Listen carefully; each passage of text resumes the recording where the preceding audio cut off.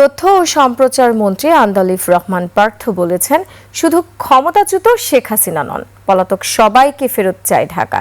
তিনি বলেন, সরকার গণমাধ্যমকে নিয়ন্ত্রণ করবে না। সচিবালয়ে সাংবাদিকদের তিনি এসব কথা বলেন। তথ্যমন্ত্রী আরো বলেন, দেশে 6 মাসে কোনো গুমের ঘটনা ঘটেনি। দেশে সারের পর্যাপ্ত মজুত রয়েছে, সংকট নেই। তবে কোনো কোনো জায়গায় বিতরণে অনিয়ম হচ্ছে। সরকারের যে প্রধানমন্ত্রী ছিলেন তিনি এখন ভারতে আছেন আমরা জানি, এবং আমাদের সরকারের তরফ থেকে যেটা আমরা জানতে পেরেছি যে কন্ডিশনগুলি দেওয়া হয়েছে, এবং আমার জানা মতে ফর্মালি না, ইন্ডিয়ান এক্সপ্রেস পত্রিকা আমরা দেখেছিলাম যে ব্যাপারটা নাকি এখন ওনারা আদালতের মাধ্যমে নাকি করবেন। ওখানে গিয়েছিলেন একভাবে, ওই সরকার হয়তো পলিটিক্যালি এখন ওই দায়ভার নিতে চাচ্ছেন না বলে এটা জুডিশিয়ারির উপরে দিয়ে দিচ্ছেন। তো আমার মনে হয় যে ওনার জন্য ওই সংবাদটা খুব একটা সুখকর হবেন না। কারণ আমাদের তো দাবি একটাই, সেটা হলো যে শুধুমাত্র উনি কেন, প্রত্যেককে আমরা ফেরত চাই।